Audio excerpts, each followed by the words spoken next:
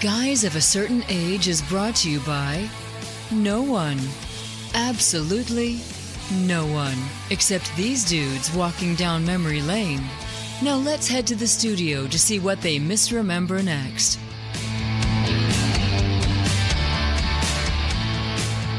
And we're back. It's the podcast. It's the Choose Your Own Adventure podcast where the listener gets to decide who's the superhero and who's the sidekick. I'm Jay Reed here in the studio. It's guys of a certain age, by the way. Did I say that? You it's did not. You said we're back. We're back. We're guys of a certain age who sometimes forget the name of our podcast. So I'm Jay Reed, and I'm in the studio today here with Art Shirley. All right. So Podcast man. Podcast. Thank you, old chum. I don't know who the viewers or listeners, rather, will decide is the superhero or not, but it's good to be with you, mentoring you as I do. I think you have steered the audience a tad, but it's all true. Citizens can make up their own mind, Jay. I gave your secret identity away. Holy sidekick, podcast man. I think we've decided. Yep, that's okay. It's Robbie. Well, that's kind of been my thing, though. I've always been, even in high school when there were elections for school, student body stuff, I always wanted to be vice president. I never really wanted to be president. And throughout my career, even professionally, I never really aspired to be in charge. I want to be the assistant manager or the staff pharmacist rather than the pharmacist in charge. So it's just kind of a theme in my life. I see that. Yeah, okay, good deal. So nothing wrong with that. Yeah. Anyway, so what's going on? Anything exciting in your life right now? No, absolutely nothing exciting right now. We're dealing with a mole problem at home, but I'm hoping we're starting to. We should have that looked at by a dermatologist. Yes, that's right. It's not that kind of mole. It's the creepy crawly kind. So, grind. I have not had to deal with that in a long time, and I think even when I did, I was in somebody else's yard, like somewhere else I was living. So I haven't had to fool with that. Because isn't there, you're kind of in the ag world. Aren't there rules about what you can do as far as being humane and not humane? And so I think there's some solutions that are less humane than others. Well, you can put poison out. The only thing they really say about that is make sure that you keep pets away from it.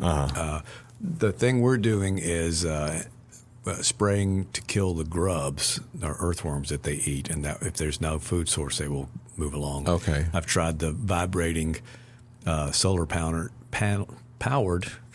This might be my last podcast. Solar powered panel vibrating sticks. I've got 4 of those, and I think all I'm doing is chasing them around to other parts of the yard. Okay. So, anyway, is it like you walk around and you accidentally step in a hole because they've made a tunnel? Is that kind of how you? Well, we can see the tunnels. It's kind of like a cartoon. You see a little bit raised earth and stuff, but then you'll be walking and all of a sudden you're in this soft ground. I haven't really fallen and sprained an ankle. Yeah, sprained an ankle, but you do sink down a lot. Yeah, so it's kind of. And we've got a brick walkway part of our yard. Part of it's in concrete, but another part of it is just in dirt, and. I've got bricks that have popped up, and I've got bricks that have sunk down. So now they're going to meddling. Yes. Now that's when they got I was okay with them up until that point. Right. But they've kind of destroyed the now yard. It's actual war. Yeah, that's actual war. So humane is not necessarily my first priority, but so far we have tried to do it humanely. Otherwise, you get what's called a scissor trap, and you set it up along their tunnels. Along the path. Yeah. Okay. Well, you've heard it here. You've learned all about mole eradication, or you just send them over to the neighbor's yard. That's right. Basically, is what it amounts to. All right. So, what about Geeks of the Week? Would you like to go first? Yeah, I'll go Since first. We're kind of. Change. Oh, by the way, we're out without Robbie today. Yeah. I can't remember which city he's in. Is it New Orleans right now? I don't know. He's in a major city doing a major project. Okay. We'll leave it at that. Okay. Otherwise, we'd have to kill you. For which he may get a major award. That's right. I was going to tell you about a new Star Trek series. Today, September 8th, I think it is, was Star Trek Day. It actually marks the 59th anniversary of the debut of the original series. Okay. So first broadcast episode of that. Next year will be the 60th anniversary, so they're planning big things there. Okay. As we record tonight, the season finale of Star Trek Strange New Worlds will come out.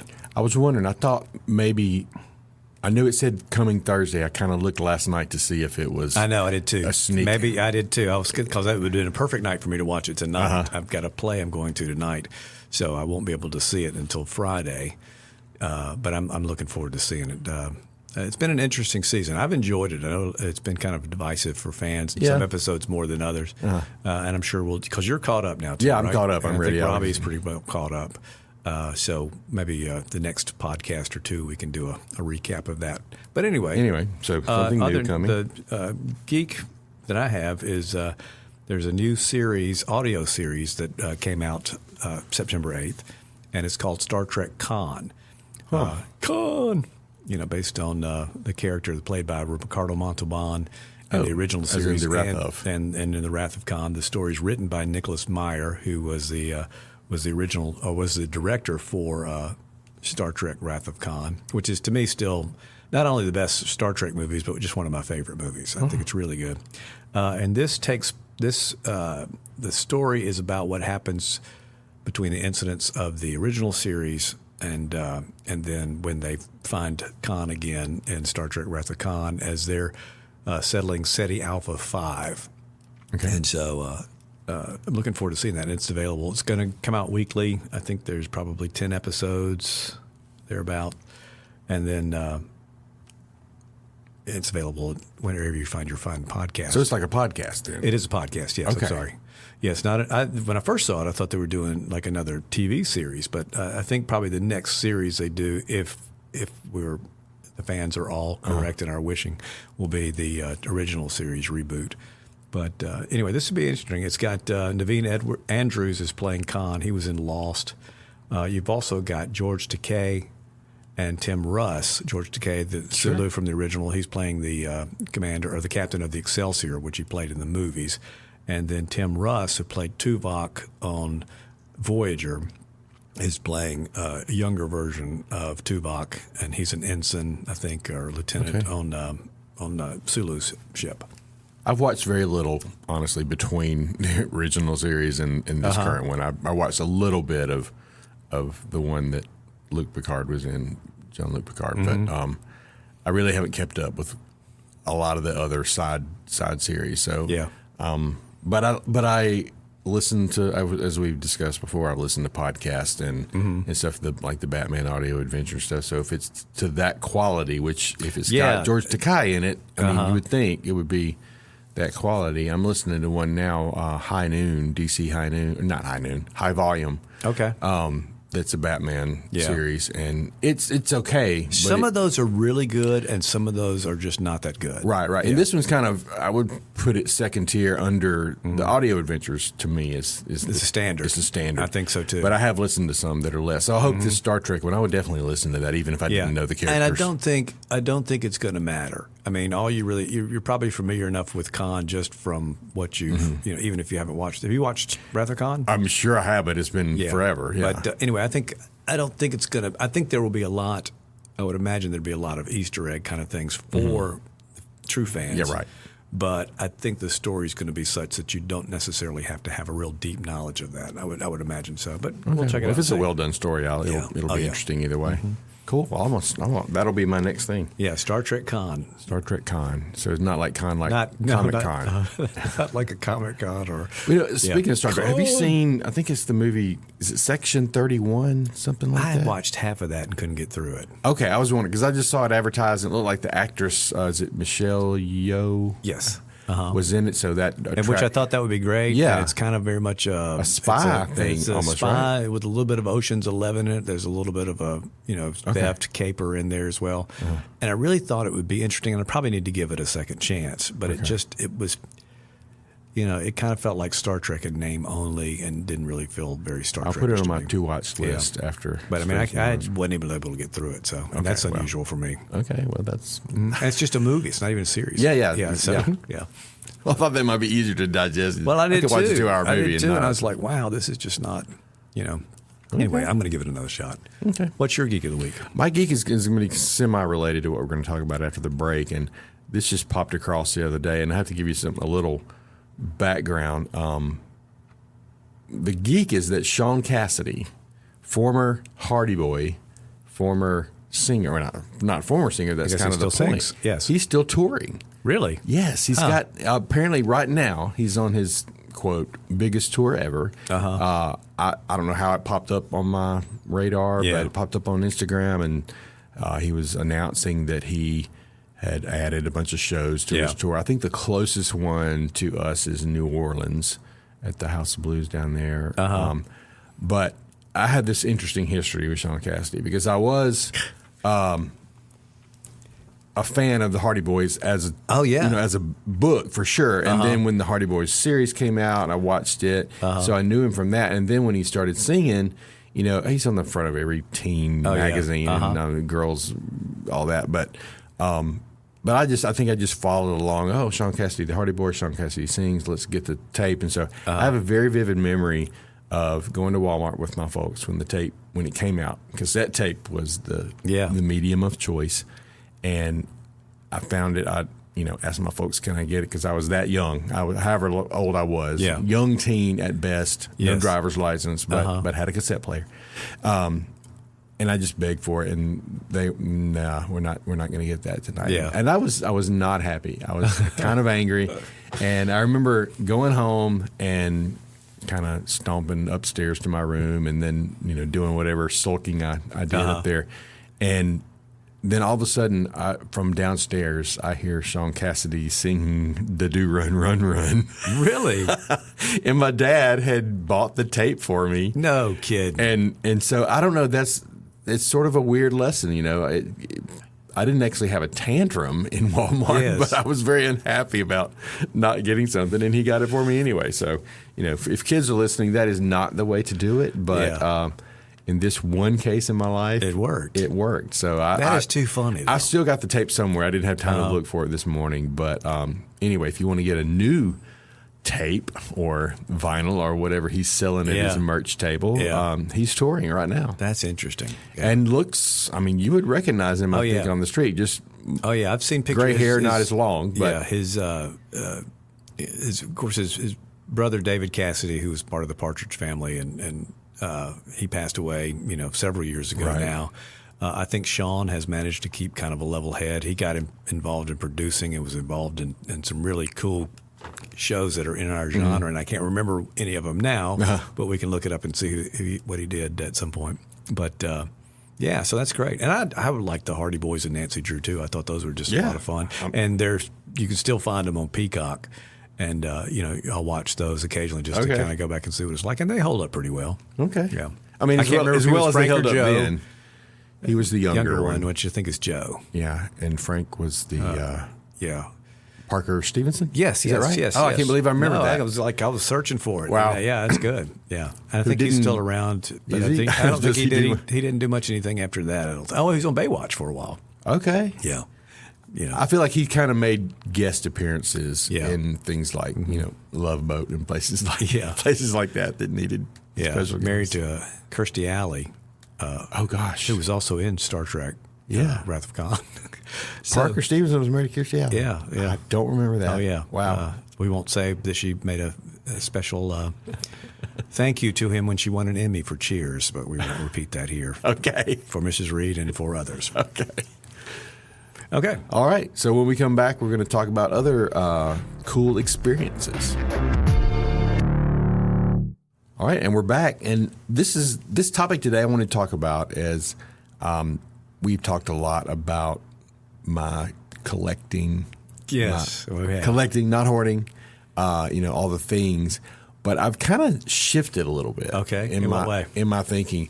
And we've talked a bit about this. I'm not going to dwell on the things we talked about before, but a couple of Christmases ago, I told Melissa, and I had been in before this even, I had gotten her like tickets to a concert for Christmas. Yes. And been kind of looking for different things we'd go to. I surprised her with a Stephen Curtis Chapman concert one weekend. She didn't know we were going. And Chris Tomlin, we did that.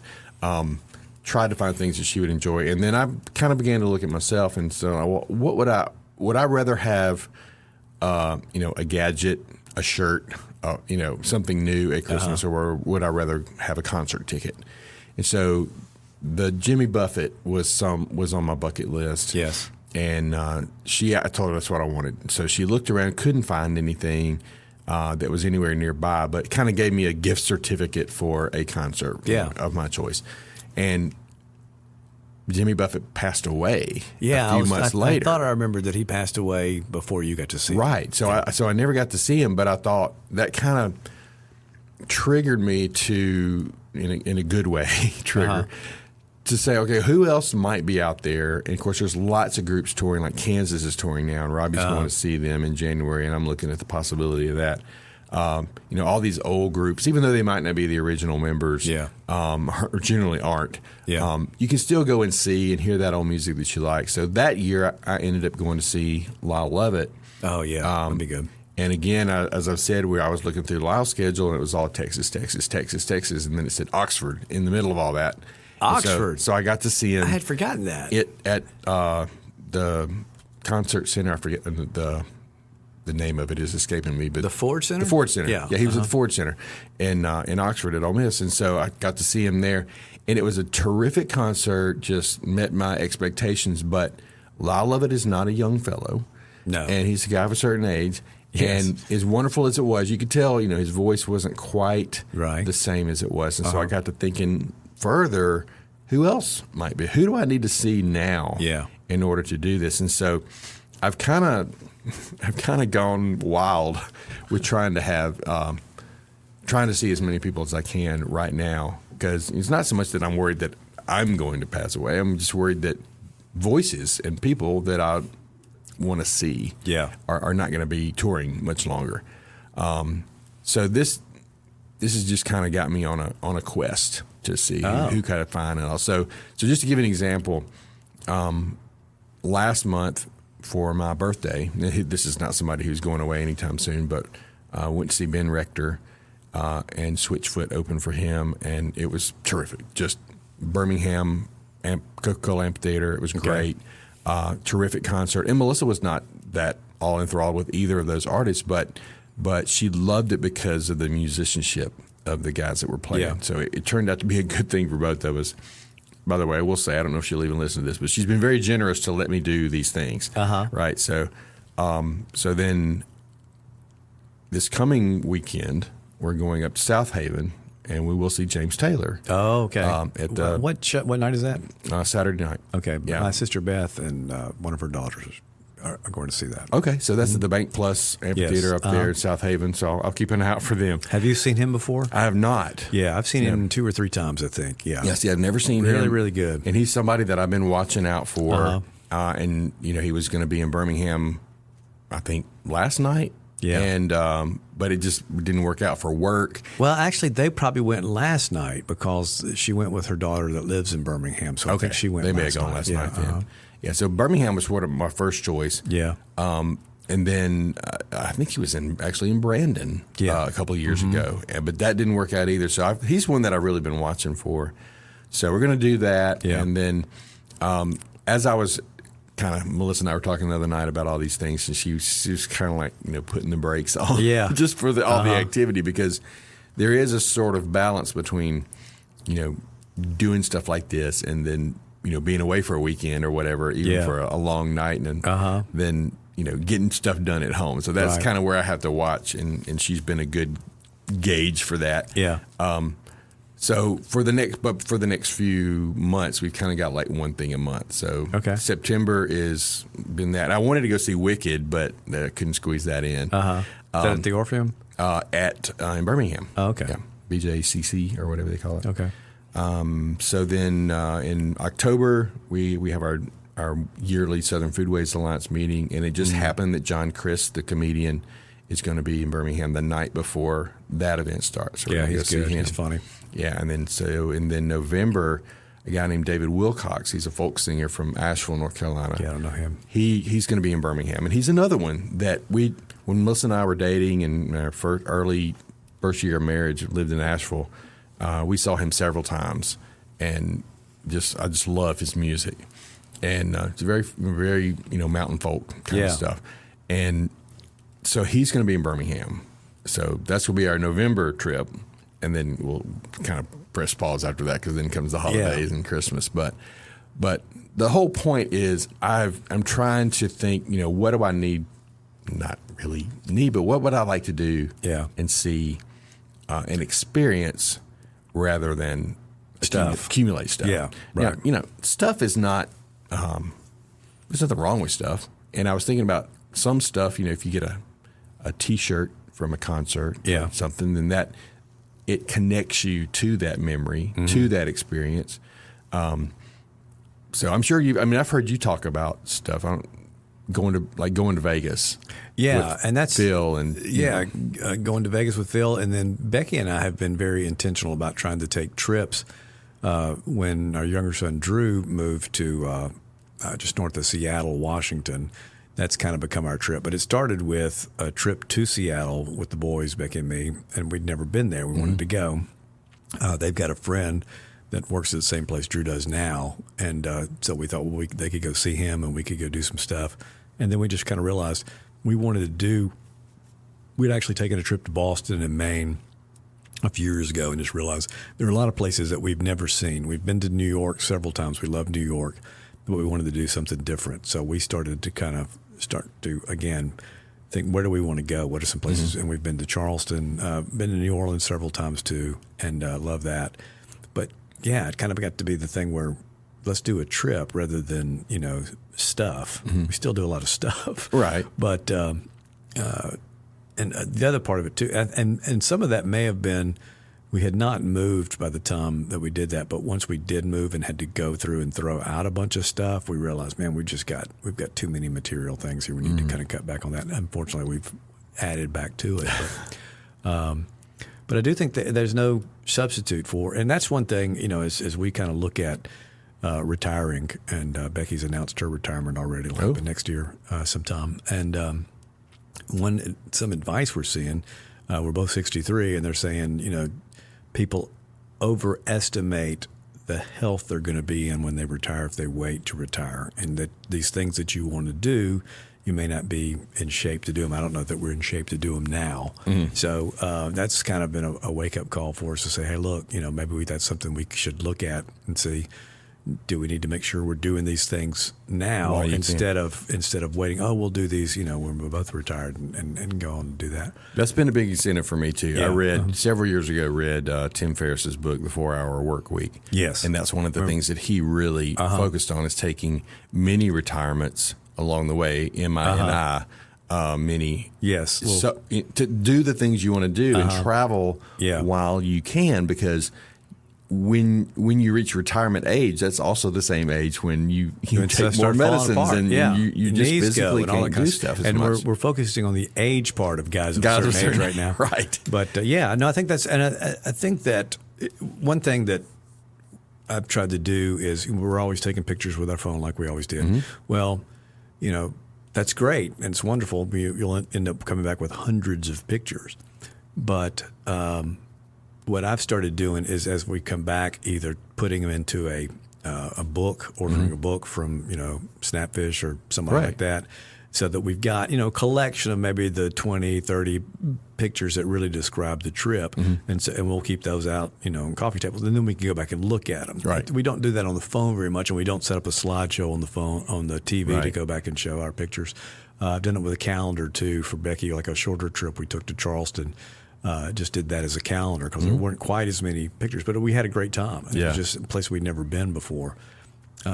And so those memories, like you said, those experiences are to me are much more meaningful, ways to do things. Like you said, you probably do want to get some kind of little souvenir, be it a T-shirt. Yeah. We've got some T-shirts from where Drew is, and so you've got that to remember things about, or a concert if you go to that. Right. Yeah. But the same thing. People that I've seen that we've talked about, who would we still want to see, that's out there touring. I've seen Paul McCartney. I've seen James Taylor several times. We're going to see Peter Frampton, which Becky kind of is the bigger fan of Peter Frampton and stuff. I like his stuff, and I'm looking forward to see him. I'm going to go just because he's an excellent guitar player, and I can't wait to see him guitar. Sure. It's like I'm not going to go. But no, Becky, go. You go that way. So, but yeah, so we'll do that. We saw America a few years ago in in Nashville, and also saw the Rolling Stones in Nashville. And both of those are experiences that, bands that we both liked, that both were great, even as advanced in age as they are. Great shows. And again, those are things that we go, oh, this is something we might not have done, otherwise. I think, oh, we can't afford to go, which, we got a really nice deal on Rolling Stone tickets. I think they were free.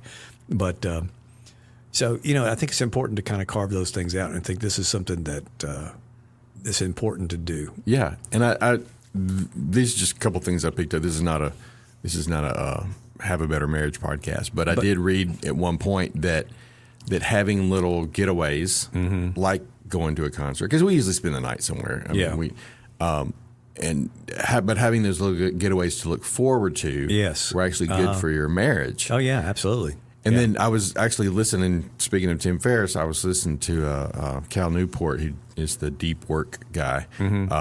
He was interviewing Tim on a podcast I was listening to this morning. It just came out because Tim has developed a card game. But anyway, so he was talking about the importance of play. Yes. And I would put this in the same kind of category. And he, I hope I get this quote right, but basically he says, play feeds productivity. Oh, I agree. So again, this is not a productivity podcast, but it made me really think, okay, these little getaways that we're doing, hopefully are good for our marriage as well, but are also, as long as I don't plan too many, they're good for our marriage. Yeah. But good point. But I know when I get away like that and can just relax. If you allow yourself to really get away, I have trouble vacating, is what I said, because I usually will sit there and check emails and stuff, and you really have to be intentional and not doing that. Whether you're gone for a long weekend or whether you're gone for the full week, everything's going to be there when you get back, and to recharge, to resist burnout, you have to allow yourself the ability to truly get away. And I know not everybody can do that, but there are small trips, there are things you can do. There are things you can do that, a day's drive, or that you can get to and back in a day. And well, that's what we do. I mean, we'll take some longer trips as well, but both of our jobs being in healthcare, we have to negotiate time off, and I mean, we have time off, but it's not as easy as, we can't just say I'm taking this week. Right, we have to get coverage. Yes. And so it's been a little more of a challenge in that role to take long vacations, but we've taken a cruise and we've talked about this cruise before, in the Gaither cruise to Alaska. That was, to me, an experience. It was not just I came away with a little bit of merch, but mostly I have the memories of meeting all these people. So are you saying the action figures and the cards and stuff are no more? No, they're around. They're around. Because they have, I was thinking about all that, because what I collect now, the action figures are archives. Not really actively collecting those now. Yeah. But lately I've been getting these Kinder eggs with the DC toys inside it. And so, that's been kind of a fun little thing, but they're small. Yeah. And when I go on, so the life-size doll is definitely not happening. No, definitely not. No. No. But and we've talked about this before. When I go on these trips, my goal is to find the pressed pennies that are in the locations. So, that's a few dollars, and I come home with this little Ziploc bag full of pennies, which don't take up any space, but have a lot of meaning to me as to the trip. And people will sometimes bring me pennies from their trips. Okay. And, Jacob and Lindsay have brought me stuff. Laura and Charlie have brought me stuff. So it's and even random people have said, "Oh, hey, I remember you're into pennies. I found this in that's going to be something in 10 years. People aren't going to know what you're talking about, because pennies aren't going to be around. That's anymore. true. I need to stock up now. That's right. While I could do it. But another thing that a specific adventure experience I had one time was, I lived in North Carolina. This would have been 20 years ago at least. But living in North Carolina, you have to declare your NASCAR allegiance. Okay, yeah. Right? You got to be, well, it used to be Ford or Chevy. Now there's Toyota and maybe others. But, you had to pick a driver. You had to pick a car. And I was just in the thick of it, really got into it, went to some races. And who was your driver? Mine was Jeff Gordon. Yeah, okay. I thought you said that before. Yeah, Jeff Gordon. So in the midst of all that, my kids' family one year for my birthday gave me the NASCAR, I think it was a Richard Petty driving experience. Wow. So I didn't drive because that's a lot more expensive. But you can take a few hours and train and learn you can actually drive the car yourself. I got the ride along. Yeah. So basically, I just got. I think the sidekick mystery is solved. So true. So I got the affordable experience as a sidekick, but that was still amazing to be in a car zipping up on those high walls and going however fast we were going, 180 or something. Yeah. And it was an amazing experience that I will never forget. Yeah, and see, I don't think I'd even want to be in the car. So I don't know what that makes me. That makes me like the.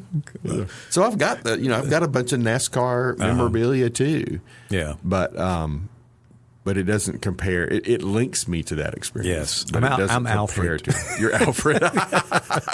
Yeah, I think we have nailed it. I think we have nailed it. But anyway, I'm. That's pretty much it. I just wanted to kind of share my thoughts. Yeah, that's good. I think there's some, like you said, there's some good advice for those of us of a certain age, and that first of all, don't wait. You know, go ahead and try to do these things. Like I said, many retirements, many vacations. Go ahead and take probably a longer vacation. I know some people will take 2 weeks. I've never been able to do that, but. Well, they say that for some people, it takes, depending on your work, it takes you a few days to wind down. No, usually if I go somewhere, like we go to the beach, and I feel like I've ruined family vacations plenty of times because I can't separate myself from work until about Thursday or Friday, and then we're packing up and coming home the next day. So, yeah, it takes me a while to – and I'm trying to do better about that. I've gotten better about that. I think when we went to up to see Drew in Washington that I was able to say, okay, because looking back, I realized that I missed so much. I was there, but I was present without being present, and so that's and you can't get that back. Yeah, and concerts are good for that because it's.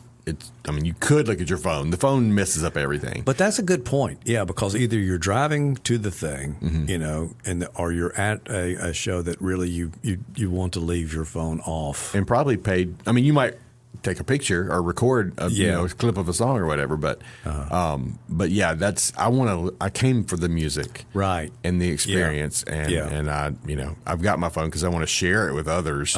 But I am not scrolling while James Taylor's singing "You Got a Friend." No, and the thing is, going back to the all of us aging. I mean, James Taylor is definitely a guy of a certain age. Oh yeah, and I was listening. The group that is going to open for him is called Tiny Habits, and they're two girls and a guy, not a pizza place, but it's pretty much acoustic, a cappella and a guitar. I mean, I've seen both. Yeah, that's what I'm saying. It's not a cappella and a guitar because that would be opposite.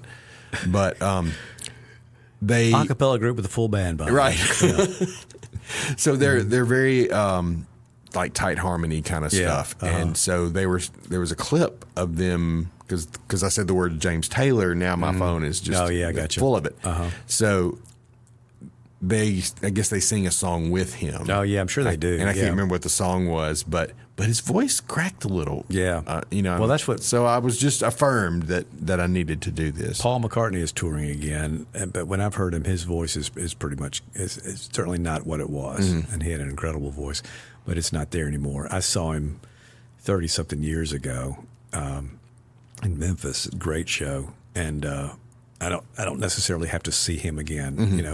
James Taylor I've seen several times. James Taylor's always been good. The last time we saw him was in Tupelo, and that's been several years ago. And the people behind us would not stop talking very loud, and didn't care anything about being at the show. And I had to, finally turn around and say, hey, look, some of us want to hear the show. And it still didn't keep him. So it's like, I don't know if I want to do the concert experience again because of that. But he was great. And, of course, knew every song he sang. So it was really good. So a buddy of mine, we were talking about this the other day, and he said that, seeing James Taylor under the stars was just something everybody should do. So it looks like it's going to be good weather. Yeah, that'd be really good. That'd be really good. So good deal. So, all right. Well, this is fun. So, yeah, this has been kind of the perfect storm of fall because I'm also going to see an Ole Miss game. And What game are you going to? Tulane game? Okay. Yeah. So that's in a couple weekends. And I may still try to go to that game. So busy fall. Yeah. Busy fall. But a lot of memories to be made. Good. That's great. Well, that's exciting stuff. All right. And I guess Robbie's making memories now. Yes, of some sort. Yeah, I think they're work memories. We'll hear about it. All right. All right. Thanks for listening. We'll see you next time.